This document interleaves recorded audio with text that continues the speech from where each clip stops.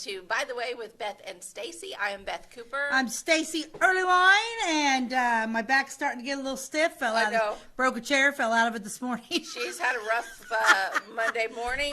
We're filming this on a Monday instead of a Tuesday, and our lives are just a little crazy today. I didn't tell you how great. Okay, so you know how it is, like whenever winter comes, and then like you're putting on your jeans for the first time, and everybody's just like, "Dear God, let these jeans fit." Okay, right?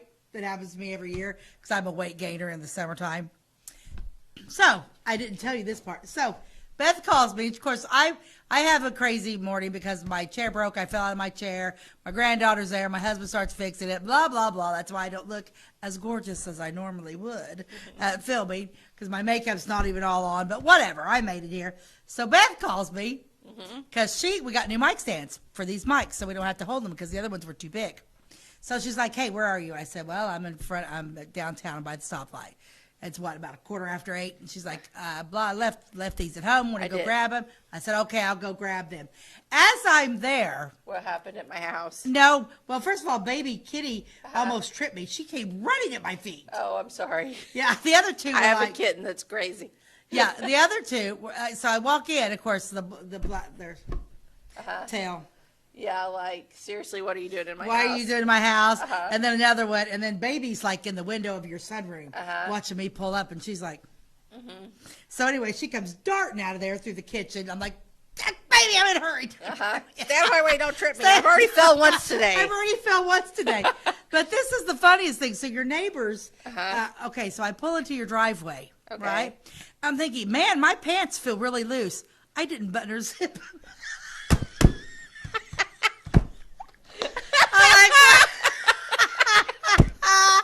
I'm like, man, woo, man, I don't think I can. Like, man, my pants are really loose. I feel like I bet I didn't gain as much weight as I thought maybe over the summer. I did pretty good, and then I'm like, oh crap, I didn't button them. So I got out of the car. Were my neighbors outside? Nobody I didn't care if the shirt came up. It was freezing. I'm button zipping and trying not to break it down. Nobody pays attention anyway. Nobody pays attention, but I'm telling you what, I mean, it was just like, so then I'm dying laughing. Then I go in your house, and then the cats are looking at me like, "Why are you here?" Then baby runs at me and wants to play, and I'm like, y'all don't have time, baby. I'm not here to play with you. I'm not here to play with you. So yeah, I was gonna tell that story on the last episode. Oh, that is too funny. No, because I've got like 1980s Bon Jovi hair because my hair dry. Well, I don't know. I just kind of just gave up this morning. Yeah, no, it looks good. I felt like I was running behind too, and I was in a hurry to get here and get the kids off to school, and I just like, where did the time go? Like, we all started getting ready, and then I don't know. It was just like, oh my gosh, like it's already 1:45, and I started the cars early because of the snow on the windshields. We didn't have our cars in our garage, so Chris and I park outside. So I start the cars and get the yeah. Crazy. Yes. Crazy. How you know it's actually, of course, winter. That video I just showed you, Jim's got Joanna at the theater because Full Armor's there, and he's got my granddaughter in front of a microphone on the stage of the theater singing the same 2 words in a song over and over and over again. But when you're grandma, they call me Yaya. It's the most perfect thing in the entire universe. She is pretty cute. So yeah, I mean, she'll be joining us for lunch today. Oh, okay. Yeah, so you'll have lunch with JoJo at Mexican today. Okay. So sounds it's all good. Yeah, I know. What is it about that Mexican food? I could literally eat it all the time. I know. So this, I crave Mexican food all the time. I love it. Years ago, so I've mentioned this on another show, but I remember the very first time I ever even ate Mexican food, and it was in October of 1994.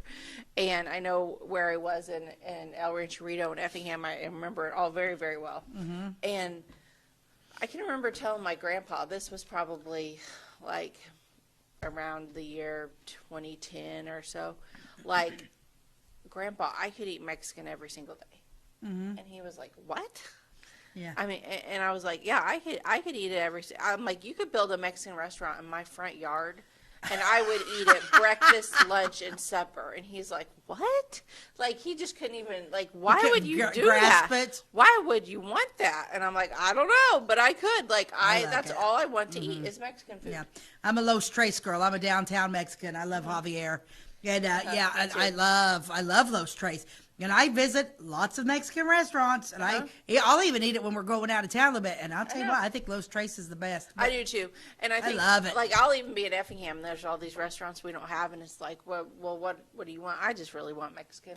Yeah. I'll go eat El Rancherito. Like, here's the thing about El Rancherito and about Los Tres and probably La Fuente too, although I don't make it out there very often. But they're so fast. I love that. Oh my gosh, you can go in and sit down and get hot food and eat it faster than you can make it through the McDonald's drive-thru half the time. Yeah. 10 minutes. Like, 10 minutes. 10 minutes. Yeah, I order it to be like, is it 10 minutes? He's yeah, I do love it. So that we do Mexican Monday every Monday with the grandkids. So that's where we have to go for lunch. And but no, I do like it. I get that mood. I eat it probably 2 or 3 times a week. I like it, and you can't. But it's not. I've been to Mexico several times. I've been on cruises, flown in to stay at resorts, and I have been across the border. The Mexican food, the authentic Mexican food we have here is not authentic, not even close. yeah, that's what I've been told, but It's I don't not care. real Mexican food is not great. Yeah, I don't know. It's not great. Real Mexican food's not great. But what they do here for us, yum. Yeah. Yeah, real Mexican food doesn't have all that gooey, ooey cheese. Now and I love the steak fry. I'm obsessed with steak fries. I know a lot of people because I don't know love about the steak ketchup. fries. I love ketchup, and I put ketchup on my steak fries because it's so good. I don't put the ketchup on the steak fries. So for those of you that go to Mexico we're and stuck. haven't had steak fries, Yum, it's an order of French fries, and they're then- good French fries, the good ones, and and they make them crispy. and then an order of the steak, cut into strips, Yeah. like you would get with fajitas, and then it's covered in this cheesy sauce, That melts. and then you just mix the fries and the cheese together. I'm telling you what, This is why I had a hard time zipping my pants. yeah, you can't beat the cheese fries, the steak fries. Oh, and the other thing I love there is the fajita baked potato. Yeah. Because it's a ginormous baked potato with all the fajita stuff on it. I've never had that because I don't like anything on my baked potato other than just sour cream. You can put the house on my baked potato. I will put everything on a baked potato. Would you? Load that sucker up. I can Okay. eat a baked potato, just throw some salt on it. I love baked potatoes is one of my favorite. Yeah, I could we go eat for baked- the rest of my life and not have another French fries with the exception of steak fries. But I could go and never order French fries again. But I take my baked potato away Yes. from me, even if I do a low carb We diet. eat a lot of baked potatoes at our house. I love At them. least 2 or 3 times a week we have baked potatoes. I love And then them. there's sometimes that Carissa doesn't always like what I fixed or something, so it's just throw in a baked potato because she'll always eat the baked potato. Oh yeah, yeah. I can't imagine her not liking anything you fixed. You know, my kids, there's certain things that, Silas doesn't love spaghetti, but everybody else does. So, nights that we have spaghetti, it's, if there's ever a situation where I make something and the kids don't like it, I usually they know they can make peanut butter and Oh, jelly. yeah. They're not gonna Or die. they Yeah. can open a can of ravioli or I something like that. love if they Chef like Boyardee that. ravioli. Yes, that's always an option. Yum. Now, I will say that Silas and Carissa both love Hamburger Helper, the cheddar do cheese too. melt. And Cheeseburger macaroni. the cheddar cheese melt. That's the one they love. And I can't. haven't had that one. It's like this. The noodles are like little squares. Ooh. Okay, it's not my favorite thing, but it's also really easy when I thaw out 1 pound of hamburger to make the spaghetti. I just cut it in half, and then I make half spaghetti, half Hamburger Helper, and I find that makes everybody in the house happy. And I'm still using when the you same make amount of meat. spaghetti, you only use a half pound of hamburger. Some nights I use a whole pound, but I don't like a lot Oh of meat. man, in I like my- a lot of meat in my. I use No. a pound of hamburger and a pound of sausage. I like a lot of sauce in it. I'm starving. You must be. I'm hungry. What did I eat So last let night? me tell you what I had I for do. breakfast this morning. I didn't. I don't eat breakfast. I don't either, except on days like today where my mother What? made, If you say coffee cake, I'm going to be really mad not coffee cakes, because I do love it. Christmas sugar cookies. We made, I helped a little bit, but we were all at her house yesterday and we made Christmas cutout sugar cookies. Her recipe is by far the best sugar cookie recipe I've ever had in my life. And we did the Christmas ones, and I have a plate of Christmas cookies at home. That's what I ate for breakfast. And I it don't was see a plate good. of Christmas cookies here. Do you guys? You walked right by them in my house to go get them. What? I I must have- wondered. I thought while I was sitting here, I wonder if she'll see those cookies. How did I? I was worried about the Swiped one. cats. Baby was attacking me in the kitchen. I told her to guard the cookies. That's why, baby. I told the cat to guard the cookies, and if anyone came in, like, do whatever you got to do to keep their attention away from the cookies on the counter. Yeah, baby attacked me. Crack up. That is so funny. Well, I anyway, can't believe that. I love the Christmas season, and I got the Christmas cookies. I got the Christmas movies. I got the Christmas music I've already going started on in the car. Well, Christmas music's a year thing for me. I love Christmas music. I do too. And I watch Christmas movies all year long too. I do Nothing too. stops me from pulling out Hocus Pocus in the summertime, and nothing stops me. I'll watch the Grinch. Yeah. I love the Grinch with Jim Carrey. For me, it's White Christmas. Like if I'm stressed out, it's White Christmas. And I'll tell you, I don't get stressed out very often. But there was about a month or two ago, I got really upset over something, and it was all I could think about. And Jason came home from work, and White Christmas was on, and I was in the recliner, and he said, "What is wrong?" What happened? Like he knew. He knew you pulled out White She's Christmas. watching White Christmas. Something's going on. Like what happened? Okay, so just a little bit. This is the difference between me and Beth. As much as we're like, but then we're two worlds apart. When she's stressed out, she's going to put on White Christmas. When I'm stressed out, I'm pulling out the original Halloween with Michael Myers. Nothing makes me happier than a good slasher. Yeah. That'll relax me because I'm one of them weird females where like it's like, oh man, I can't go to sleep. I think I'll watch murders. Oh yeah. I think I'll watch the Like true crime. I think I'll watch unknown serial killers in the United States and fall asleep. I've been seeing some really interesting true crime stuff. I've kind of been thinking about doing some episodes on some true crime. It's not local, but there's a couple cases out there some of that them are like good. Yeah, I'm like, holy cow! Like, Yeah. what's going on here? Yeah, I know it. It's crazy. Do I need to do a commercial? Let's do an ad. Oh, an ad. An Yep. ad. Let's do an ad. Let's do my. I bet. Let's start off with a cute ad from Well, the and past. this was kind of. I can't even remember what this one is. Columbia. This kind of looks a little. Columbia Records. Is Yeah. that what it is? Yeah, this is funny because it's like, okay, so, everybody has records, right? This is once again from the 1900s. Columbia double disc records. Music on both sides. Who knew that there was never just music on both sides on your big records? I did not know it. Yeah, Columbia double disc records. Music on both sides. A different selection on each side. And both for just how much? How much do you think this record cost? 10 cents. Ty? Well, I can kind of see it. So. Oh, cheater! He can see it. He's going to stay out of the guessing, but Abby can't see it. Abby says a quarter. 65 cents. Really? Yes, Pricey, practically pricey. the price of one 33 and a half. Oh, for what? 33 and a half cents for each side. Okay. They may be played on any disc machine. I think it's funny that in the 1900s they called that a disc. Yeah. I mean, yeah, kind of cool. La, la, la, la, la, la, la.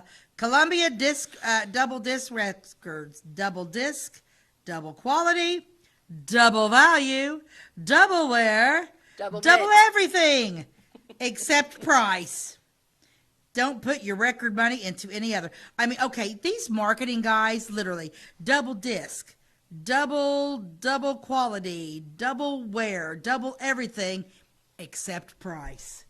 Gosh, these guys were good. They were good. And I love this because I really wish I had that because I saw this and at first I thought, oh, this is a Christmas ad, which I'll start pulling them up here shortly. We'll start doing Christmas ads.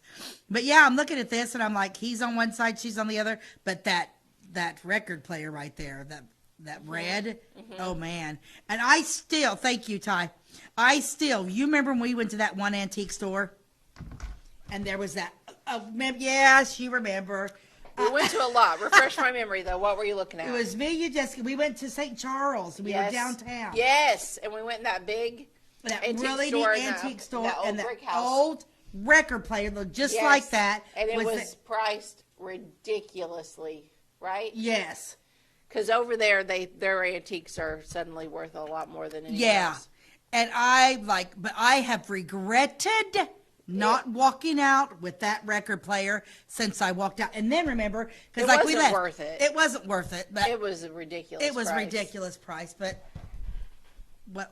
That's okay.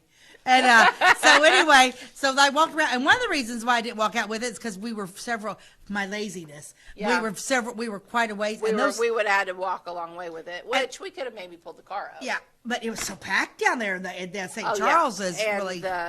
We need to make a trip over there during Christmas time. We should. We need to try to get up. We should. We need to do a lot of things. We never get there. But anyway, yeah, I really regret not walking out with that record player. But You'll I would've find had to another carry one. it. That one was- I've been on. It was boy. It That a one good was thing. meant for someone else, Stacy. I know. Actually, that one is probably still sitting there because nobody else is going to pay that price either. You're probably right. Stupidly priced. Yeah, you're probably right. So. Yeah. But anyway, probably time for a commercial now. Okay, we'll be right back.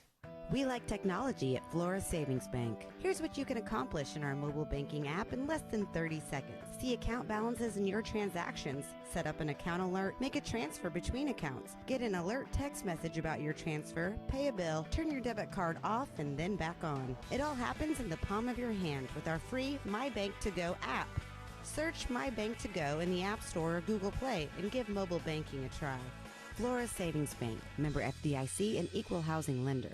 My name is Robin Stanford. I own Stanford Marketing. It's a promotional products business along with an embroidery business. And we do custom hats, t-shirts, anything, you name it, we can make it. People like that we do stuff in-house and we can actually make things here and that we're not contracting the work out to other places. We never say no. We always try to find a way to do it. If anybody can do it, we can do it. We are hardworking women, that is for sure.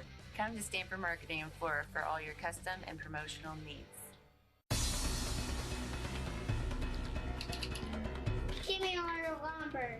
Doors, paint, windows, electrical, plumbing, and much more. Oh yeah, give me all your guns too. John Lucas, What? you better be dreaming about all the stuff we sell here at Zink Building Center. Oh, I would. Zink Building Center in Louisville on Route 45. It's a cool place. Welcome back to By the Way with Beth and Stacey. I'm Beth Cooper. I'm Stacy Earlywine, and Beth is going to take it away today. I am. Where I'm going to talk more about some veteran stories. The past few weeks, I know Veterans Day is this week, but I've been focusing on these from this paper I have here from the Advocate Press in 1993. It's actual veteran stories written by veterans. Many of these veterans are no longer with us. And this one kind of got my attention because it was written by a woman. And women did have different roles during World War II. And this woman's name, many of you probably remember her, Cordell Etchison McVeigh. And she had quite the life. Did you know her? I did not know her.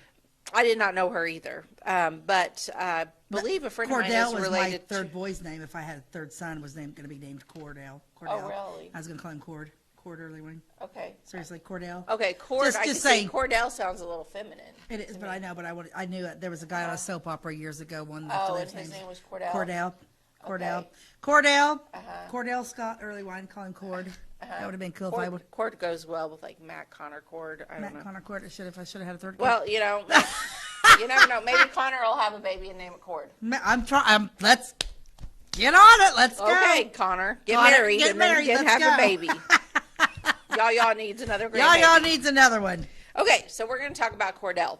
And the title of this article is Cordell Becomes Secretary to Aid War Effort. Okay, this is written in first person. This is written by her, Cordell. She says, I was a high school junior at San Antonio, Texas, when 190 Japanese warplanes bombed Pearl Harbor, the home of the U.S. Pacific Fleet, on that fateful day of December 7th, 1941. So she was a high school junior, and she's from Texas originally. She ends up in Florida, okay? On December the 8th, President Roosevelt declared war on Japan. On December 11th, Germany and Italy declared war on the U.S., and we were in World War II. 2 years later, having graduated from high school and business college in Oklahoma, I felt an obligation to all of America's fighting forces and wanted to work where I could be part of the home front war effort. I took a secretarial job in the administration section of the Oklahoma City Douglas Aircraft Plant. I was amazed the first time I entered the aircraft building, which was 7/8 of a mile in length and 936 feet in width, where thousands of employees worked to produce an aircraft that would aid in leading America to victory. The plant was constructed as to have its own ventilation system and lighting facilities, which required no outside sunlight or direct oxygen whatsoever. An employee needed a special permit to enter the assembly line area. Fortunately, my duties allowed me to enter that noisy production area where C-47 air cargo ships rolled down the production line at approximately 8 to 15 a day. 8 to 15 aircraft a day rolling through there. That's pretty fast. They would rolling out to flight crews that would perform major tasks in the Allied advances.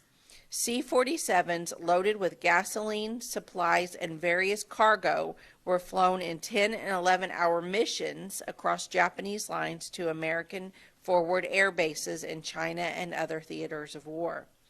In February of 1945, the cargo planes were flown behind enemy lines where paratroops helped to recapture Manila and liberate hundreds of prisoners held by the Japanese.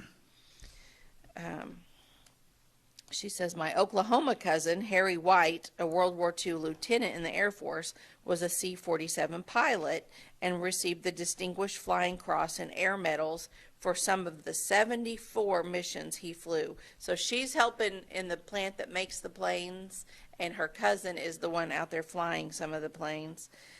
She says one of his missions reached Marshal Tito, military leader of the Yugoslav forces fighting the Germans, just in time to rescue Tito's wife and several of Tito's staff before the Germans captured Tito's headquarters. While at Douglas, I was a member of the Douglas Aircraft Aeronators Glee Club. So this is where she starts talking about some of the really fun stuff that she was doing during the war, which, yes, she was helping at a plant that was doing important stuff to build planes that we desperately needed. But she did a lot of other things for the troops, too. And one of them was sing. And she was in the Aeronators Glee Club. It was a 29-voice choral group that entertained at the Army, Navy, and Air Force bases in the area. We also performed for the wounded at Borden General Hospital in Chickasha. We felt rewarded by the gratitude of the servicemen, young and old, who were propped up on hospital beds or resting scarred legs on Red Cross chairs. Our Glee Club usually appeared in patriotic costume or in formal attire when we went to serenade the men in the armed services. My greatest pleasure was appearing with the Aeronators. Now, I sent in a picture of that. Let's take a look at the Aeronators. I've been reading that, and I was looking at some of the... So this is the Douglas Aircraft Aeronators Glee Club. This is 1944. They're performing at Tinker Air Force Base, Oklahoma City, Oklahoma. And the far left front row is the director. His name was Jim Belt. And then front row, second from right, is Cordell Etchison McVeigh. So she's right on the front row, second from the right. For those of you that knew her, yeah, you might be able to pick her out of the crowd and say, yes, that's Cordell. I remember her. What a sweet lady with an interesting life. So that is her Glee Club. She goes on. Was she related to Weldon McVeigh then? She was married to him later in her. She was married to, because this is funny. Her first name's Cordell. Because then, like, he had a son, and his wife, now he married a girl that I went to high school with, G. McVeigh. G. McVeigh married a girl, and her first name is Cordell. Her name Candy was her name, Candy Burkett, but her first name was Cordell Burkett. But so he married his second wife has this was his first wife, I think. Yeah, but this G. McVeigh is Weldon's son. Okay. Yeah, so she said Cordell was married to old man McVeigh. I just went Weldon. McVeigh, and then they had a son. Then he had a son named Gene McVeigh, who married a girl my age whose first name was Cordell. That's weird. All of a sudden, it just hit me, this Cordell thing, because that's not. But we called her Candy. Okay, yeah, that's Candy. strange. Candy Burkett. Because Cordell is not a common name. It is not. For a father to marry a Cordell, and then later his son to also marry a Cordell. That's Gene's weird. second wife, Candy Burkett, but her name was her first name was Cordell. Okay. So I'm like, why do you not go by Cordell? She's like, because I hate it. when we were in high school. So they Okay. called her Candy. Okay. Just a little. I was just like, but have you ever had that word like your mind's just twisting? Yes. That's what was happening right Yes. there. Okay. All right.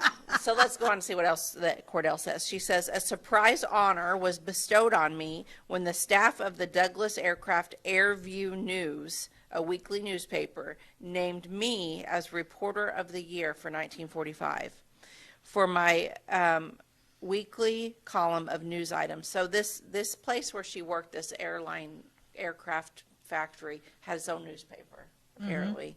That's how big it was. My picture, along with a salute to me, was featured in an edition of the newspaper. Aside from work and activities at Douglas, I was a member of the Oklahoma City USO Club, which served as a home away from home for those in uniform.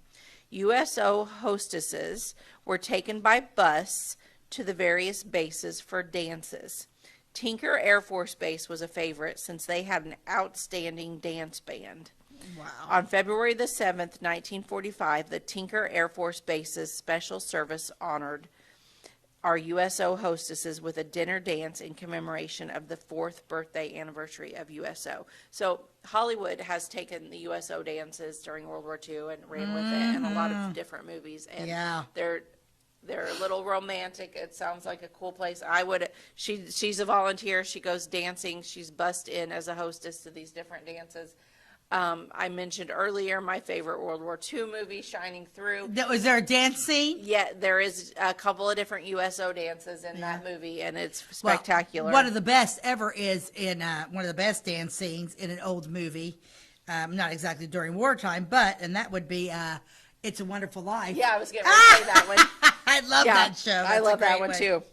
Okay, on August the 6th, 1945, a U.S. B-29 bomber flew over Hiroshima and released an atomic bomb.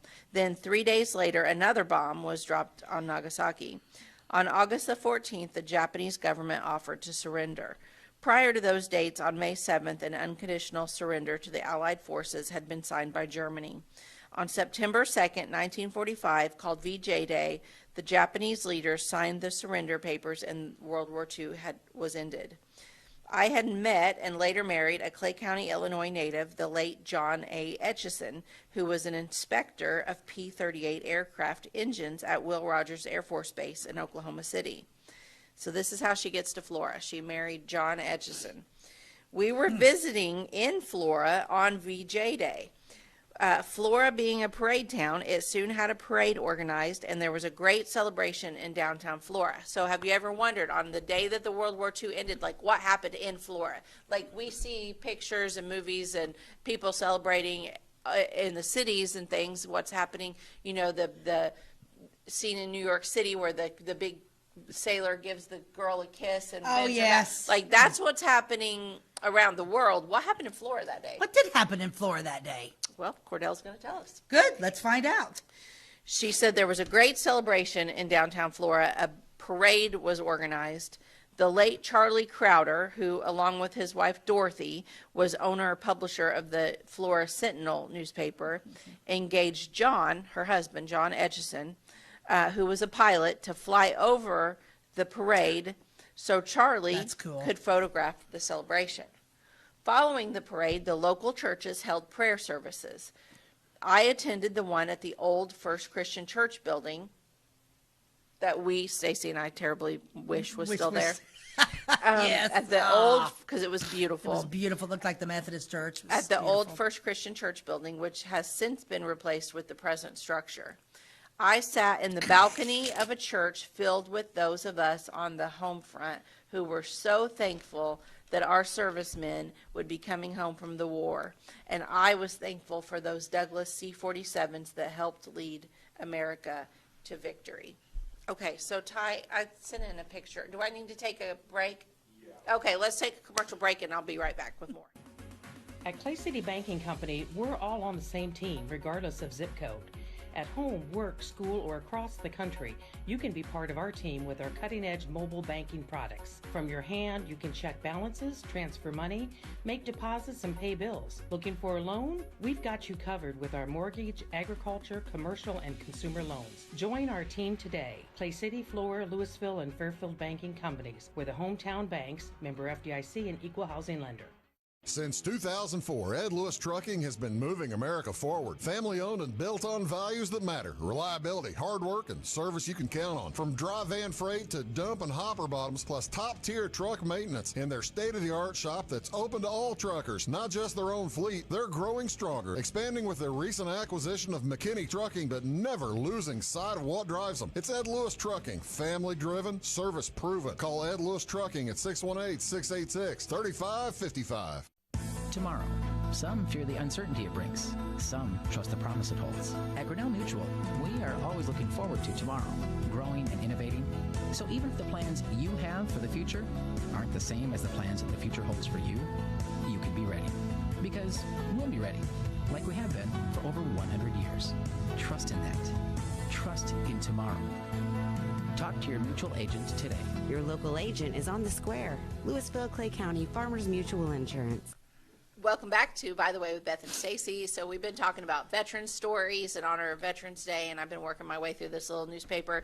Today I talked about Cordell Etchison McVeigh and her experience during World War II. Then I went on to look into more about her because I found her interesting, and I found a picture of her, what she looked like a little later in life, instead of when she was young. And there we have Cordell there. She lived to be 95 years old. Yeah. And I'm going to read a little bit from her obituary because she did have a interesting life. It says, Ethel Cordell Etchison McVeigh, age 95, of Spring Hill, Florida. So she ended up in Florida. Formerly of Flora, passed away Tuesday morning, May 4th, 2021. She was born in San Antonio, Texas. She married John Etchison in 1945, and he preceded her in death in 1981. So they had a pretty long marriage. They had a long marriage, yeah. But then she later married Weldon McVeigh on August 17th, 1985 in Flora, and he preceded her in death in September 29th, 2001. She resided in Flora from 1950 to 2001. So she was a Flora native, really, for a long time. I mean, she wasn't raised here, but she lived her adult life here. Before moving to Florida to be near her son, Don, and his family, she has resided in Florida for the last 20 years, where she had her own house with a beautiful garden and flowers. She loved the Florida warmth and sunshine. While she was born in Texas, she was raised in Oklahoma and was a Chickasaw Indian. What? She was a Chickasaw Indian. I did not know that. Huh. Her great-grandfather was the first governor of the Chickasaw Nation in the mid-1800s. Wow. She was a leader at Wynwood High School, where she was a member of the band, debate team, performed public speaking, and was the school reporter. She won awards for public speaking and memorized Midshipman Easy. It was a 10-page story about a young man serving in the war. Raise your hand if you can memorize a 10-page story. No hands are up in this room. Raise your hand if you can remember just that headline. No kidding. My memory is shot. My memory's not any good either. After graduating from high school, she attended business college and learned typing and shorthand dictation. Then in 1943, she landed a job in Oklahoma City with Douglas Aircraft and was part of the war effort, which I just went over. In 1945, she met John Etchison in Oklahoma City, where he was on assignment for Allison Aircraft. They met by chance in front of the famous and stately Skirvin Hotel in downtown Oklahoma City. At first, Cordell's mother had reservations about John as he was 10 years older, but they loved each other and were married after a few months of courtship. In 1950, Cordell and John, with their 2 young boys, moved to John's hometown of Flora as John joined his brother Lindsay to take over the appliance business established by Eldon Brooks. And we're all familiar with Etchison Appliance. This is how it started. That business became Etchison Brothers Appliance, which is still operating today as Etchison Appliance, which is still operating after being operated most recently by Joe and Myrna Etchison. And there is still Etchison Appliances, but it's not operated by the Etchison family any longer. Cordell worked at the state's Cumberland Trail Library for many years. Do you remember where that was? Cumberland Trail Library System? Yep. Where the On health 12th department Street? is now on Yep. 12th Street. That was the Cumberland Trail Library. She was actively involved in the Republican Party, serving as chairwoman. In early years, she was also a Cub Scout den mother for Marvin Tibbs, Greg Etchison, Steve Oglesby, Brent Eskew, Jim Kirby, and several others. She loved the life of Flora. It was an idyllic small town and perfect place to raise a family. Now she has come home to Flora to be laid to rest in Elmwood Cemetery by her husbands, John and Weldon, and Ethel Brooks, John's mother, who she greatly admired. Cordell was an accomplished musician and dancer. She played first chair clarinet in high school and played the piano her entire life until the age of 94. She was also a great ballroom dancer and loved Glenn Miller and Tommy Dorsey, the big bands. Now, I love big bands, love and big I admire band. ballroom dancing. I wish I could do it. I'm just love not it. built to do things like that, but I admire people that do. I think Oh, it's it's beautiful. awesome. Yeah. Love ballroom dancing. She was meticulous with her style and dress and always had a nice presentation, which was important to her. In the assisted living facility in her final years, she was widely respected as having a winning personality and great looks. Cordell was known as a friendly, nice-dressing woman with a smile on her face and a great attitude. Excuse me. She was a member of the greatest generation. Yes, she Definitely. was. That definitely was the greatest generation. It definitely was the greatest. She is survived by her sons, John Etchison of Onarga, me. Illinois, bless you, and Goodness. Don Etchison of Spring Hill, Florida, 5 grandchildren. She was preceded in death by her parents, her husband's 2 sisters, Wanda McLaughlin and Laurie Welch. So she was buried in Elmwood, and yeah, what a great story. I mean, I didn't really intend to go into everything about her. I was just looking for a picture, and I found her obituary. Found that whole obituary. And I was like, well, how cool. Like, she was a Chickasaw Indian, Chickasaw. and she did all these things. So I love to talk about interesting people that lived in Florida for any length of time, and Well, just everyone at Elmwood has had a story. Yes. Yeah, I was just looking at Curly Belt here. Okay, yeah. I'm trying to find him on Find a Grave, but I can't. It was his real name. I wonder if his name was Curly or if There's a lot. I was What is actually that? going to try to save. We've talked about him before because We have, him but and we his ta- wife. His real name was Earl. Earl, okay. They ran the drugstore, one of the drugstores That's in town. right. Oh, And okay, so it's coming to we've me talked now. about him and his sodas and things, but he was a World War II veteran, and he has quite the story. And That's now right. I That's- remember this his was- wife. Now, when I met his wife when I was young, and I only called her Mrs. Belt. Everyone there called her he is. Mrs. Belt. And my mom actually cleaned her house for her for a while. You know what his and it first was really name cool. is? What? Solstice. Yes. Solstice yeah. Earl Belt. I remember that from when he was in the cemetery tour. Yes. Solstice Earl Belt. Yes. So I can save him for another episode because there's pages and pages on him. On who? Curly Belt? Yes. Yeah. So many Let's save pictures. him for next week. And Yeah, because we don't want to get past the. yes. But she sent in a bunch of stuff on him. Did I talk about this guy, Paul Lewis?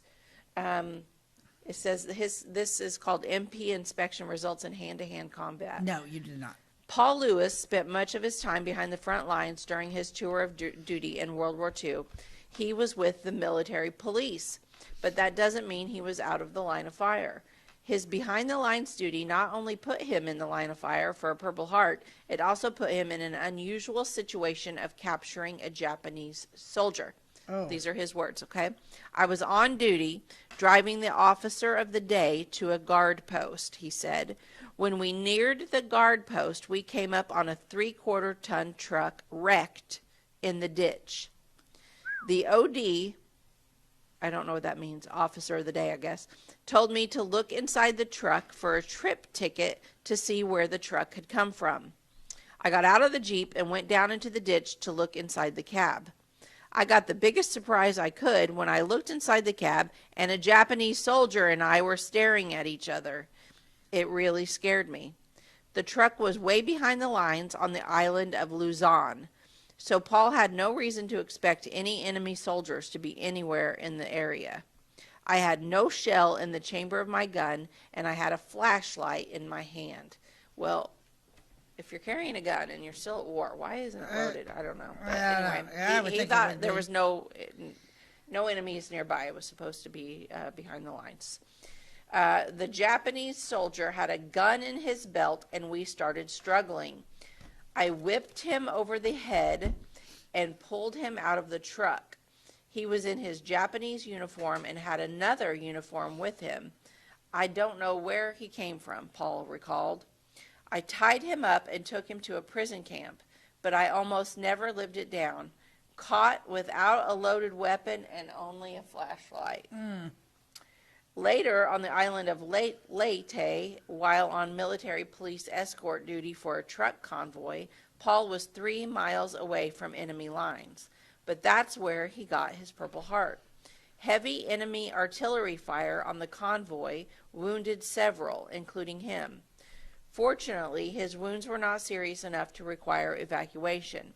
After he recovered from his wounds, Paul stayed on duty until after the Japanese surrender, eventually working with occupation forces in Japan. Who said it's safer behind the front lines?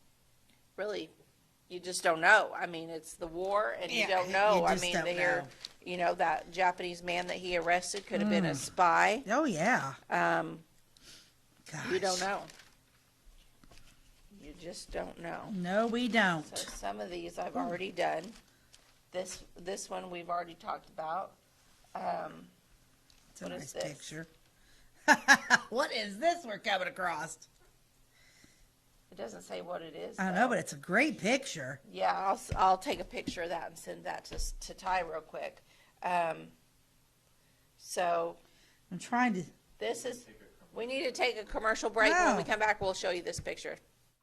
Briscoe Surplus Sales on the northeast edge of Flora is your one-stop do-it-all shop. Looking for rugged boots and footwear from great brands like Lacrosse, Rocky, and Carolina? They're there. How about top-notch small engine parts and service? Briscoe Surplus Sales has it. Whether you're wiring your switches or switching your wiring, Briscoe Surplus Sales has the solution and the know-how to help you get the job done right the first time. Briscoe Surplus Sales, your one-stop do-it-all shop.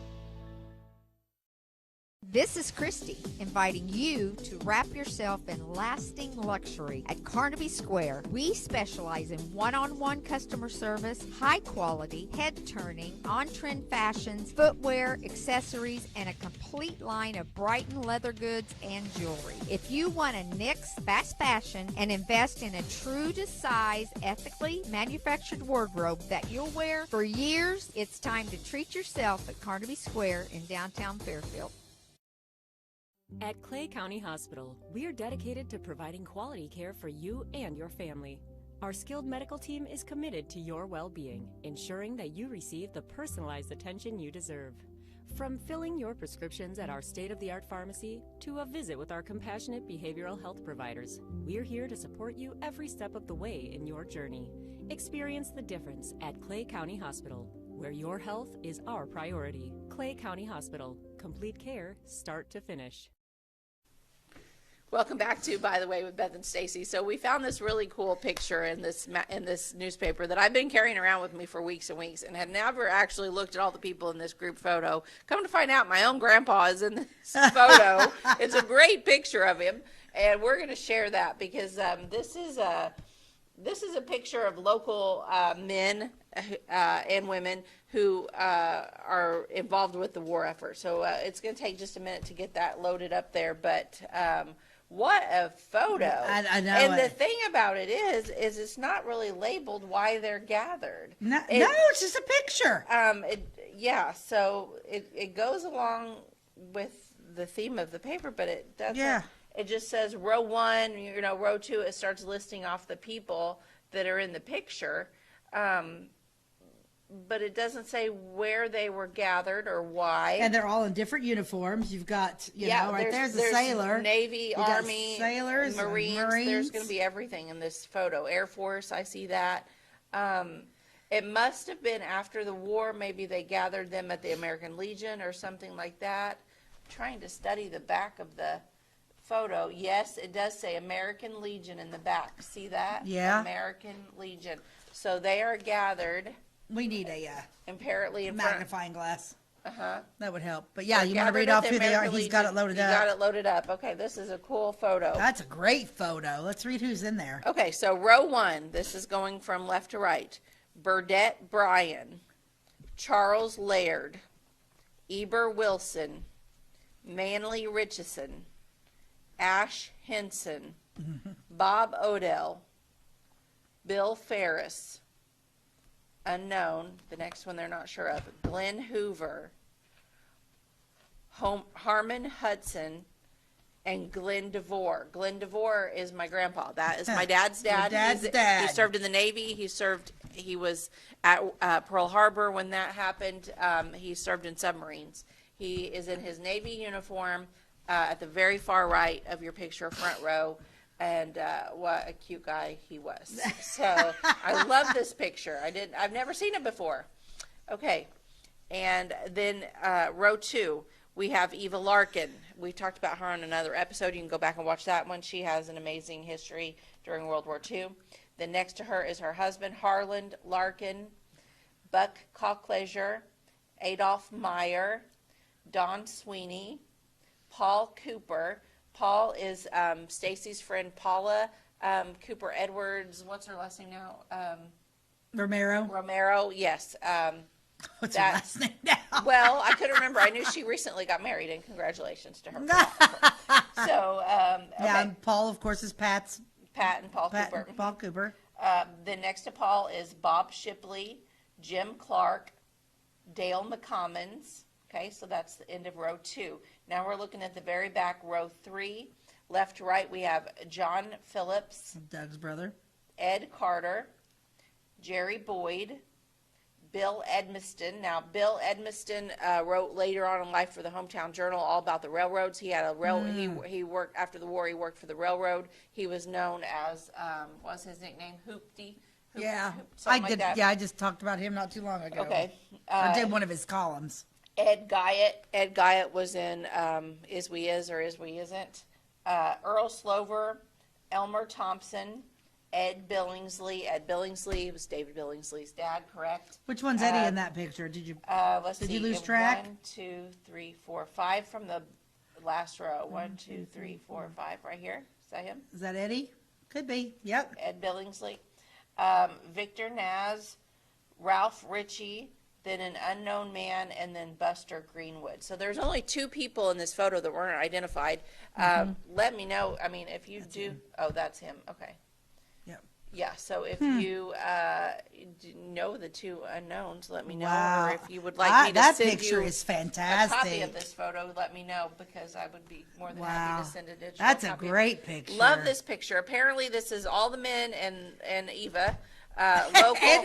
Locally who had served and were home. They had probably had dinner for them and had some type of celebration at the American Legion. And how fun. I mean, how thankful they were all to be home. And they're in uniform, all looking very handsome. And, several Navy, Army, Air Force. Yeah, the guy in the back row there's Air Force, right here. Mm-hmm. Yeah, that's a super cool picture. I'm happy I found that one. This little pamphlet's bringing out all sorts of neat stuff. Yes. If I hadn't been, in 8th grade at the time that this was written, I would have, if I was an adult, I would have written something about Grandpa and sent that in. Both of my grandpas served in World War II. Okay, so we could, how much time do we have? Is this our last segment? I think this is last. About 6 minutes. Okay, I don't probably have time to read this whole thing, but this one was written by Weldon McVeigh, who is Cordell's second husband. He was a State Farm agent, I believe, in Flora. But he talks about how fireworks remind him of the booms he heard in World War II. There was a gentleman he worked for Kiwanis. Can't remember what his name. Schreier was his last name, and he was in wars. And he literally said, like during the 4th of July, he would go out and help Kiwanis set up. But as soon as he literally had to barricade himself in his house because of the fireworks sounds. Well, it sounds like Weldon served in Korea during the Korean War. That's my dad. Yeah. Okay. Mm-hmm. He carried a rifle. He a lot of times was on patrol guard duty between what they call no man's land, which was between the enemy's line and between the Americans' line. They called that no man's land, and he had to patrol it with an automatic rifle. Ugh. Gosh. Yeah. I would not want to do that. He was in danger a lot. Gosh. Yep. That's so scary. Yeah, I don't have time to read all of that, but he arrived back into the United States on December the 13th of 1952, and he said that is where the only boom sounds heard are from fireworks celebrating the 4th of July. I'm proud to be an American and proud that I could serve my country. I'm thankful to God that I was a survivor. Yes. Yeah, these are. Yeah, I mean, the whole great thing. Pictures. Great pictures, and every story is phenomenal. And I'm not sure, assuming Jack Thatcher was the editor in 1993, I'm not sure. In what year? 93. Yes. Yeah, he was. The whole thing was very well done. What is all those things back, the pages So you just flipped through? What is that? These pages contain pictures of newspapers called This Small World, and I believe they were circulated to the soldiers. And I think these are examples of the newspapers that were given that's to kind the of soldiers. interesting. Yeah, so, I was reading some of these. Yeah. Yeah, It that's. says Eisenhower sees a bitter fight to wipe out the remaining Nazis. A very large number of troops will be needed to run down and destroy them, he once wrote to President Roosevelt. So this is stuff that was, how they were keeping the soldiers informed on what was going on. Because Oh, yeah, they got pictures of money in there, and there wasn't Facebook. the forgotten sword. Mm-hmm. That's a big one. Yes, this is a big one, and this is one I really want to do about Bill Ridgway. It's a good story. So anyway, we're going to keep covering veterans for a while because I promised John. So good. I promised John Baylor I'm giving him this when I'm done. Oh, we have to give it back? He's going to make me a copy of it. Okay. I'll have him make you I want a copy too. of it because I love it. And then I will. Don't take it back, John Baylor. Uh-huh. It was what a gift, though. Yes. Gosh. So this is a copy of a letter sent by Harry S. Truman to those who served in World War II. So apparently everyone that served got this letter from Truman, and it has the official seal of the president at the top of the page, and at the bottom it's signed by Harry Truman, but it says, "To you who answered the call of your country and served in its armed forces to bring about the total defeat of the enemy, I extend the heartfelt thanks of a grateful nation. As one of the nation's finest, you undertook the most severe task one can be called upon to perform. Because you demonstrated the fortitude, resourcefulness, and calm judgment necessary to carry out that task, we now look to you for leadership and example in further exalting our country in peace." Harry Truman, the White House. That almost gives me chills. Like, you've made it home. Thank you for everything you do.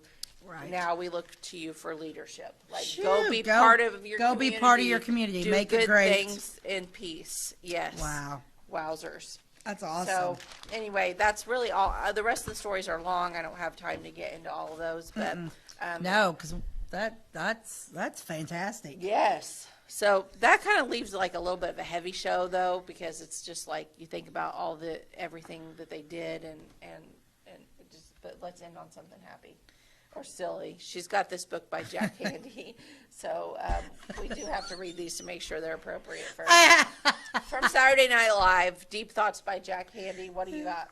This is funny. Okay. I wish I would have a real tragic love affair and get so bummed out that I just quit my job and become a bum for a few years. Because I was thinking about doing that anyway. Oh, he's funny. I don't know how his mind works. At least he he's would a have real an excuse. person, and I think he's still alive. So there's no telling what's going through. his Yeah, at mind. least he would have had an excuse. Yeah, I was thinking about doing that anyway. Okay. Oh gosh. He's funny. As Oh, always, my you gosh. can find our show on Wabash Catch TV, channel 100, Monday through Friday at 11 a.m. and again at 3 p.m. Our new episodes air on Thursdays and Fridays. And all of our episodes are on our YouTube page. Just type in Beth and Stacey. Our page will come up. Click on that, and you should find all of our videos there. And if you hear us talk about something that we've done in the past, that's where you can find it. So I guess that wraps it up. So thank you for joining us, and we'll catch you next time. God bless you and have a great day.